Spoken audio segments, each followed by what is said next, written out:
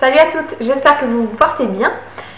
Aujourd'hui, nouvelle vidéo. Cette fois, je ne vous parlerai ni de ma perte de poids, ni de mon programme de squat, ni même de mon combat contre le retour de l'acné, que je gère plutôt bien, mais passons.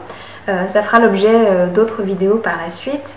Aujourd'hui, j'ai décidé de vous parler de teint et plus particulièrement de contouring ou de contouring, si j'ose dire. Mais je vais me contenter du terme francisé parce que je ne suis pas très sûre de mon accent anglais. Alors, qu'est-ce que le contouring? Eh bien, c'est une technique de maquillage qui est utilisée depuis des années, voire même des décennies, dans l'univers du cinéma pour marquer les pectoraux et les abdominaux de ces messieurs.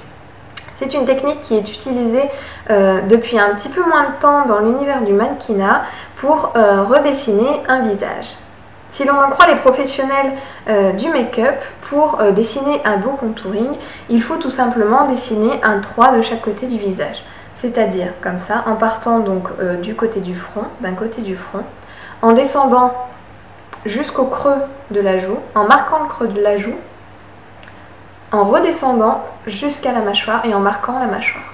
Voilà. Ça, ce serait un beau contouring, donc selon eux. Pour moi, c'est un petit peu plus compliqué, dans le sens où, en tant que conseillère en image, je ne peux pas conseiller à toutes mes clientes le même contouring, puisqu'elles n'ont pas la même forme de visage. Si on prend mon exemple, je n'ai pas un visage ovale classique, proportionnel, j'ai envie de dire, c'est-à-dire que j'ai un visage ovale, certes, c'est déjà pas mal, j'ai envie de dire, mais un visage ovale long, ce qui veut dire que j'ai le front plus long que mon nez et mon menton, je vais y arriver. Si je fais un 3 classique, bah ok, ça va gommer un petit peu mon front, c'est-à-dire que ça va diminuer sa longueur, mais ça va aussi diminuer mon menton.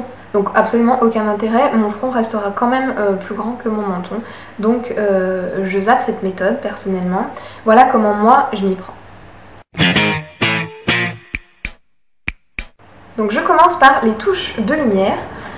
Touches de lumière qui sont communes à absolument toutes les morphologies de visage. Donc quelle que soit la forme de votre visage, suivez mes conseils, c'est humble, hein, c'est très humble, mais sur ce coup, vous ne prenez absolument aucun risque en suivant mes conseils à la lettre. Donc, évidemment, il faut utiliser une matière qui est plus claire que votre carnation. Donc moi, sur ce coup-là, je vais utiliser une poudre que j'utilise vraiment en plein milieu de l'hiver, lorsque j'ai la peau vraiment très blanche. Actuellement, je suis passée un ton au-dessus, donc je vais utiliser cette poudre au pinceau. D'habitude, j'utilise mon anti-cerne, tout simplement. Mais pour tout vous dire, j'en ai plus. Je n'avais pas prévu le coup, ce qui fait que je me retrouve avec un vieil anti-cerne que je n'aime pas du tout, donc je n'aime pas du tout la texture. Donc j'ai choisi de vous faire ça à la poudre. Le résultat est le même. La seule exigence, c'est que votre poudre soit plus claire que votre carnation. Voilà. Donc je commence par dessiner l'arête de mon nez.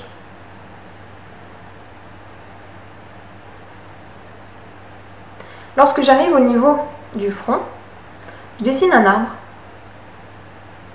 Faites-vous plaisir, hein. C'est ludique le make-up. Hein.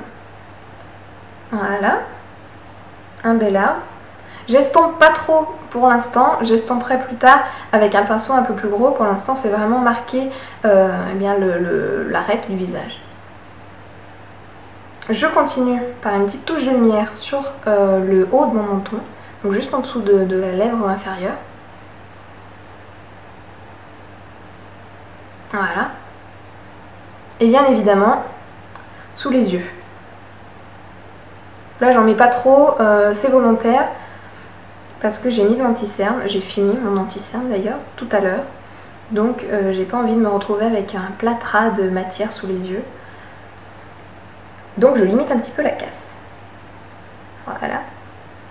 Et je peux déjà, pour préparer mon maquillage des yeux de tout à l'heure, commencer à en mettre juste en dessous de mes sourcils aussi, pour apporter un peu de lumière. Voilà. Donc maintenant que tout est bien dessiné, je sais pas si vous pouvez voir la tête que j'ai, c'est un petit peu, c'est rigolo. Hein. Je prends un pinceau un peu plus gros et j'estompe tout ça.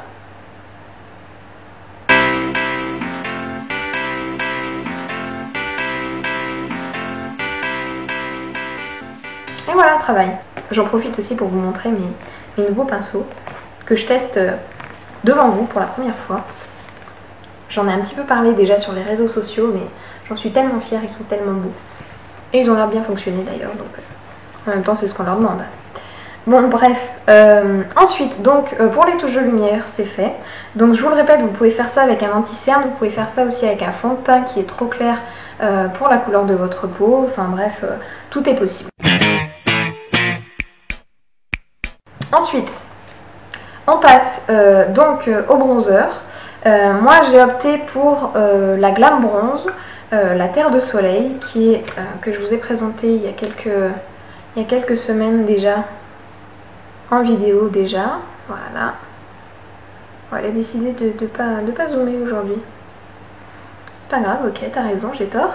Faut pas chercher parfois. Donc la Glam Bronze.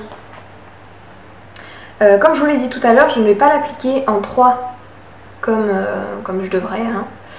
Le but en fait c'est de limiter la longueur de mon front.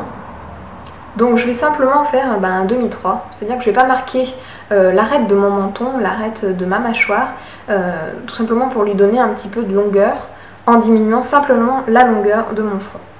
Donc je pars de là et j'apporte du bronzage, hein. Clairement c'est ça. Surtout donc avant tout sur mon front, puisque j'ai un front trop long, que je ne peux plus cacher en plus derrière ma frange puisque j'ai décidé de la faire pousser. Donc je diminue et je viens marquer mes joues. Alors là, attention aussi, je ne conseille pas à toutes les femmes de marquer le creux de leurs joues, dans le sens où si vous avez déjà les joues naturellement creusées, si vous insistez en plus avec un bronzer, vous aggraverez la situation et limite ça fera squelette quoi. Donc évitez de marquer le creux de vos joues si elles sont déjà marquées ou si vous êtes suffisamment mince pour ne pas avoir de joues quoi. Moi c'est pas mon cas, hein, j'ai de bonnes grosses joues. Donc je peux me permettre de marquer le creux pour leur donner un petit peu plus de relief en fait, tout simplement. Je fais pareil de l'autre côté, bien sûr. Hein. Je ne vais pas rester avec un seul côté, hein, vous vous en doutez.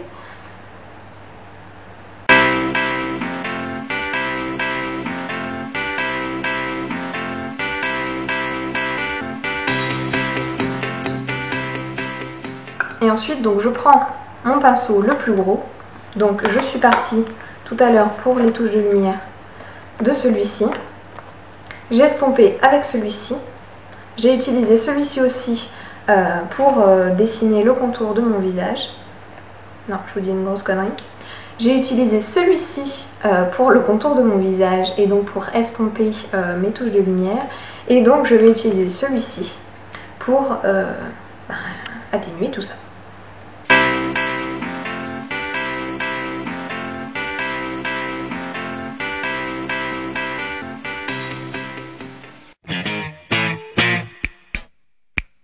Et enfin, bien évidemment, j'applique mon blush.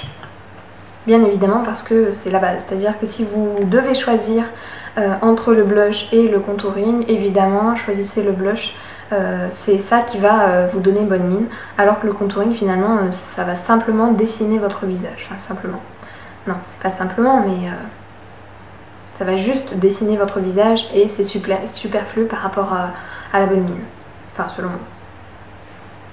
Donc, encore une autre astuce, puisque j'ai le visage ovale long, si j'applique mon blush du sommet de ma pommette jusqu'à mes tempes, ça va encore allonger mon front.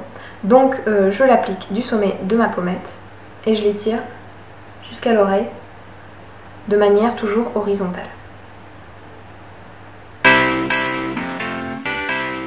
Alors, ils sont super ces pinceaux, mais alors, ils appliquent. Hein.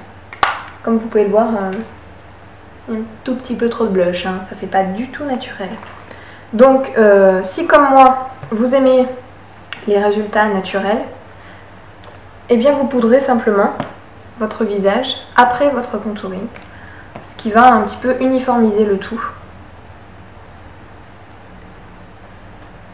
Alors là j'utilise la poudre pélissage avec l'éponge pélissage parce que je la trouve super pratique tout simplement. Donc j'estompe à la fois mes touches de lumière et à la fois mon contour. Et mon blush puisque sur ce coup il y en a besoin quoi.